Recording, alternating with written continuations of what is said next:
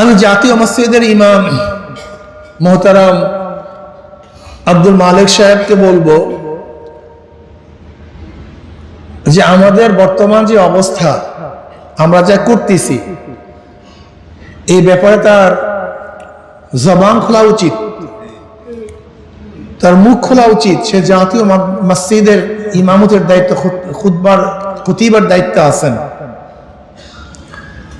যে আমরা রাজনৈতিক দল করি, রাজনীতির নামে যেইভাবে ইসলামকে, পর্দাকে যেইভাবে জলাঞ্জলি দিচ্ছি, এইটার কোনো আসলে জায়েজ তরিকা আছে কি নাই।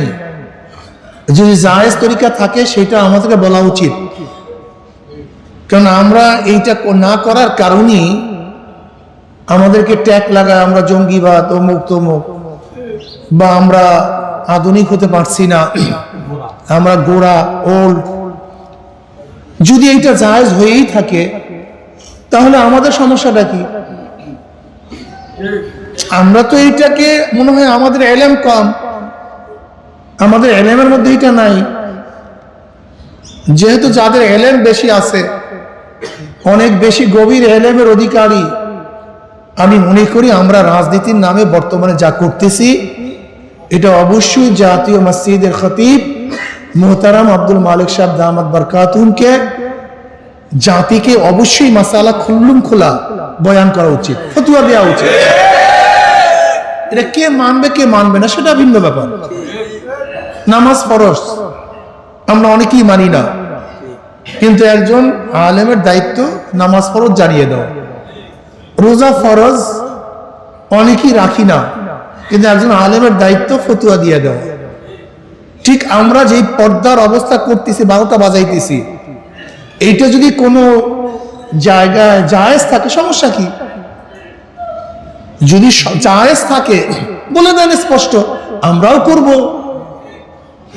আর যদি জায়েজ না থাকে সেইটা আপনাকে বলা উচিত। যদি আপনি না বলেন তাহলে আমি মনে করব এই জাতি অবশ্যই আপনাকে প্রশ্নের সম্মুখীন করবে। এটা আমার অনুরোধ থাকবে। পর্দা করো, জান্নাতের কাজ করো, কাঁটা ভুলো, হালাল হারাম তমিজ করিয়া খাও, জান্নাতের কাজ করো, কাঁটা ভুলো। ফজরের সময় প্রচন্ড শীত, গোসল ফরজ, গরম পানির ব্যবস্থা নাই, ওইদিকে ঠান্ডা, থরথর করে কাঁপতেছো, এই মুহূর্তে গোসল করে ফজরের নামাজে হাজিরা দাও, জান্নাতের কাজ করো, কি বলেন বলেন কাঁটা ফুরো। জান্নাতের কাজ করো, কাঁটা ফুরো। জোহরের সময় বেচা কিনা, ওদিকে জামাত যায়, নামাজ যায়, জান্নাতের কাজ করো, কাঁটা ফুরো।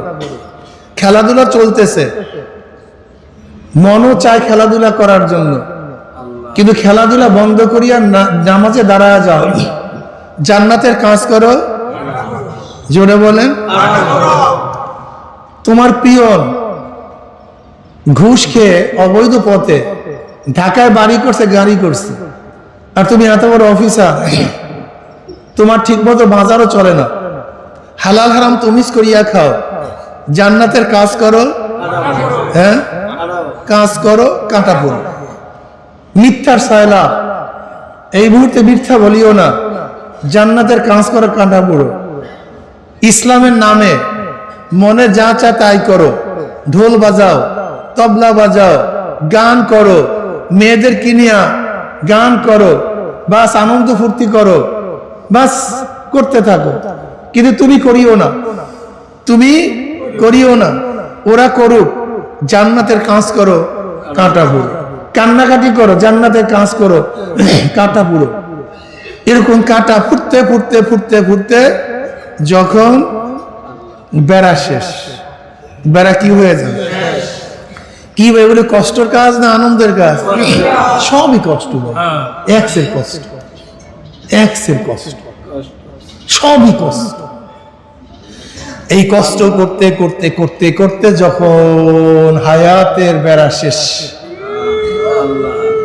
মৃত্যুর কাছে আসার খেয়ে পড়িয়া যাবে, আল্লাহ পাক ডাক দেয় ফেরেশতা, আমার এই যুবক, আমার ছাত্র, আমার মুরব্বী, আমার জুয়ান, আমার পুরুষ, আমার মহিলা, দেখেন না মহিলারা অনেক কষ্ট করে। কিছু মহিলার ওপেনে ঘোরে। আমাদের চরমনায় এরকম হাজারো দায়ুস, হাজারো ইবলিস আছে যারা মিছিল করে আমাদের চরমনাইতেও। আপনি আশ্চর্য হয়ে যাবেন এই সমস্ত মেয়েরা খারাপের কোন পর্যায়ে পুষছে, মানে চরিত্রহীন কোন পর্যায়ে পুষছে আপনি চিন্তাও করতে পারবেন না। আছে, চলতেছে।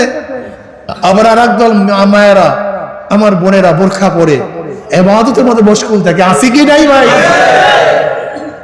উভয় তো মহিলা, উভয় তো মহিলা। এক দলে রাস্তার মধ্যে স্লোগান দেয়, বেপরদা অবস্থায় নাচানাচি করে, আর একদল আমার মাওলাকে নিয়া জানামাজে কান্নাকাটি করে। আমার মা বোনেরা জান্নাতের কাজ করে কাটা পুরো, আমার যুবক বাবারা জান্নাতের কাজ করে কাটা পুরো, আমার মুরব্বী বাবারা জান্নাতের কাজ করে কাটা পুরো। এই কাটা ফুটতে ফুটতে যখন বেড়া শেষ, হায়াতের দরজা শেষ, হায়াতের বেড়া শেষ, মৃত্যুর সিনে আসার খেয়ে পড়িয়া যাবে। আল্লাহ ডাক দেবে, ফেরেশতারা এত সাধনা করি আমার বান্দা বান্দি কি কামাই করছে? বলে জান্নাত কামাই করছে। দেখা যাবে জান্নাত, দেখা যাবে জান্নাত করে, দেখা যাবে জান্নাত, দেখা যাবে। ইন্নাল্লাযীনা ক্বালু রাব্বুনাল্লাহ সুম্মা ইসতাকামু তানাযালু আলাইহিমুল মালাঈকাতু আল্লা তাখাফু ওয়া লা তাহজানু ওয়া আবশিরু বিল জান্নাতিল্লাতী কুনতুম তুআদুন ওয়া আবশিরু বিল জান্নাতিল্লাতী কুনতুম তুআদুন। এই সাধনা করার পরে যে জান্নাতের বেশারাত সুসংবাদ দেওয়া হয়েছিল, ওই যে দেখ সেই জান্নাত, দেখ জান্নাত। আল্লাহ রে, বুঝাতে পারি না। জান্নাত দেখবে মৃত্যুর আগে, তার ঠিকানা দেখিয়ে বলাই, এই যে এত সুন্দর বিশাল ব্যাপার স্যাপার। বুঝেন অবস্থাটা কি হবে? শোনেন হাদিসের কথা, শুনেন জান্নাত কি জাহান্নাম কি বুঝেন। নবী আলাইহিস সালাতু ওয়াস সালাম ফরমান, এক ব্যক্তি দুনিয়ার মধ্যে চির দুঃখী, চির সুখ শান্তি কি জিনিস কপাল পোড়া কোনদিন দুনিয়াতে পায় নাই, দেখে নাই। চির দুঃখী আর দুঃখী একের জন্মের পর এরকম আছে না ভাই? চির দুঃখী, সুখ শান্তি কি জিনিস কোনদিন পায়নি, দেখে নাই। কিন্তু আল্লাহ পাকের করম, রহম, ফজল, জান্নাতি হয়ে যাবে। সে ব্যক্তি কি হয়ে যাবে? জান্নাতি হয়ে যাবে। আল্লাহ পাক রব্বুল আলামিন ওই ব্যক্তিকে শুধু জান্নাতের এক ঝলক দেখাবেন। এই তোর ঠিকানা, ওইটা তোর স্থান, ওইটা তোর জায়গা। কি দেখাবেন ভাই? কয় ঝলক দেখাবেন? এইটা তোর স্থান, ওই যে। এবার আল্লাহ তাকে প্রশ্ন করবেন, আচ্ছা তুমি দুনিয়ার মধ্যে কি পরিমাণ কষ্ট করছো, কি পরিমাণ দুঃখ কষ্ট করছো, কি পরিমাণ ক্লেশ করছো? ওই ব্যক্তি আল্লাহ তোমার জাতে পাকের কসম খেয়ে বলতে পারে, তোমার ইজ্জত ও জালালের কসম খেয়ে বলি, আমি দুনিয়ার মধ্যে এক সেকেন্ডের জন্য কোনোদিন কষ্ট করিনি। আমি দুনিয়ার মধ্যে এক সেকেন্ডের জন্য কোনোদিন কষ্ট করি নাই। তার মানে ওই জান্নাতের আনন্দ ফুর্তি জায়গা দেখার সাথে সাথে দুনিয়ার সমস্ত কষ্ট মুহূর্তের মধ্যে ভুলিয়া যাবে। মুহূর্তের মধ্যে, মুহূর্তের মধ্যে, মুহূর্তের মধ্যে। আবার এক ব্যক্তি চির সুখী, রাজপুত্র, স্বর্ণের চামচ মুখে দিয়ে জন্মগ্রহণ করছে, কষ্ট ক্লেশ কি জিনিস কোনোদিন পায় নাই, দেখে নাই। শুধু আনন্দ, ফুর্তি আর ফুর্তি, মজার মজা। কিন্তু কপাল পরা জাহান্নামী হয়ে যাবে। কি হয়ে যাবে? জাহান্নামী হয়ে যাবে। জাহান্নামে এখন আল্লাহ পাক দিবেন না, দেয় নাই, শুধু এক ঝলক জাহান্নাম দেখাবে। ওইটা তোমার ঠিকানা, দেখো তো। জাহান্নাম দেখবে, কঠিন অবস্থা লাগবে।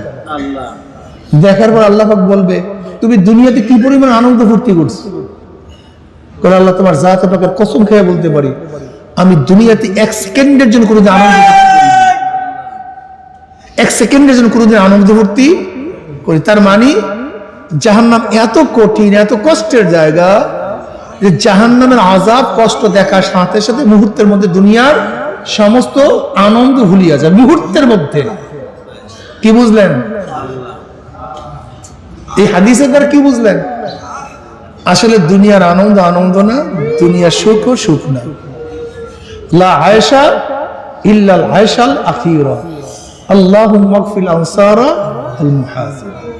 আসলে দুনিয়ার আনন্দ ফুর্তি কিছু না, তবে লাগবে। আর আমি একটা জিনিস চিন্তা করিয়া দেখছি, আসলে দুনিয়ার টাকা পয়সা, ঘর বাড়ি বা ঘরাবাত, এগুলি আসলে কিচ্ছু না। মূল ব্যাপারটা হলো কলম। হাজারো গিয়া দেখেন বস্তি, গরিব, কিন্তু আল্লাহর প্রেম মোহাব্বত বলতে কপাল পোড়ার মধ্যে কিচ্ছু নেই। আর বস্তির মধ্যে যান কেন? আমাদের চরমনাই দেখছে বহুত গরিবের পর গরিব, একক তো নামাজ রোজা বলতে কিচ্ছু নেই, গরিব। তার মানে গরিব হয় আল্লাহ আল্লাহর নমুনা? এইটি কি আল্লাহকে পাওয়ার নমুনা? কপাল পোড়া গরিব, ওর হিসাব খুব সহজ ছিল, হিসাব খুব জান্নাতে যাওয়া খুব, কিন্তু কপাল পোড়া জান্নাতের পথ ধরতে পারে না।